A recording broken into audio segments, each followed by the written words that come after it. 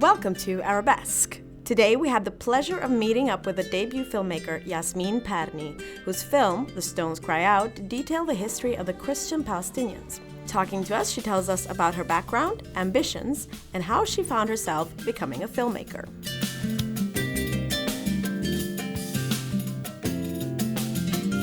When I was 13, my father moved to the Middle East. The whole family moved to the Middle East for work, and that's where I met my husband, and that's where I kept on living until 2 years ago when we moved back to Rome. You learn things when you're a child in the culture where you grow up, and it's strange to move back to my own culture, but then I don't know it so well. Sign language, when you make gestures with the hands, I use a lot of Arab gestures, like this means wait. And in Italy, this means, what the hell do you want? I got in trouble a lot at the beginning. People would turn around and say, why are you doing that to me? They got upset. So this is, you have to adapt to your own culture.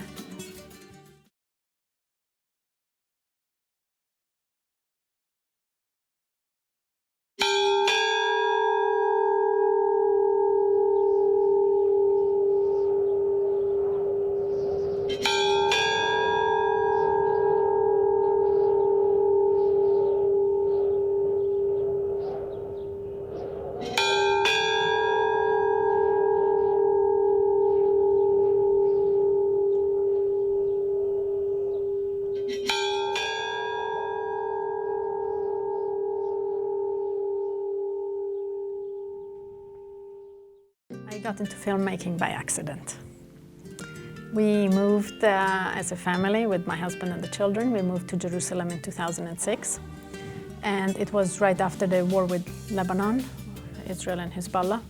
And I went to visit Bethlehem. And Bethlehem was deserted.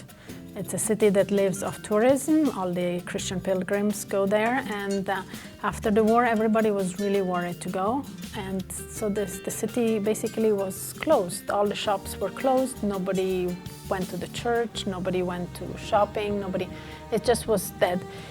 And I got very upset because Bethlehem, in my mind, is, should be a happy place. That's where Jesus was born. So it should be a place of joy and cooperation, and instead I found that it was very, it was dead. It was dead, and I got very upset. So I used to write for a magazine at the time, and in the US, and I wrote them and I said I'd like to do a story on the Christians, and they said our readers are not interested. So I started taking pictures, interviewing people, and I collected a lot of interviews, and then I thought I should do something with this. And I went back and I filmed them and I put together the film. The West doesn't really understand, think that there are Christians in Palestine. There is a disconnect between the stories that you hear in school and the songs that you sing for Christmas and in church, and the reality of what Bethlehem is. And I was trying to bridge that by telling the story of the Palestinian Christians. I think it's one of the few films that focuses entirely on the Palestinian Christians. Their story is no different from the Muslim. They all went through the same expropriation, the Nakba. They all went through the same story. They're not different. You can't tell when you see them in the street, you can't tell if someone is a Christian or a Muslim, unless the women are veiled. But in general, you can't tell. And so it's the story of both people, but told through Christian voices. But the next day, the Israeli Air Force bombed Beira before the villagers could get there. Alarmed by the sound of bombs, they scrambled hysterically up a high hill on the outskirts of Jish and watched as their homes were destroyed. كانت ساعة سوداء. كانت ساعة سوداء. لما قعدوا فجروا البيوت مشان يقطعونا الامل ما نرجعش. قلنا لهم عمي مش ممكن. احنا مالناش البيوت، بدنا بس الارض نحط خيام ونسكن بس نظل نرد على بلدنا. I was very shocked when I went to see one of the destroyed villages in the north, in the Galilee. I went with a group called Sabil, and they do tours around Israel and Palestine. And we went to a village called Kefr Biram, and I talked to the people. And they told me how they were kicked out of their houses, how when they were planning to go back, the Israeli army bombed their village so that they would not be able to go back. Now it's a national park. And I thought this is a very good example of how to start to tell the story, because more than 500 villages were destroyed. So I took one as an example.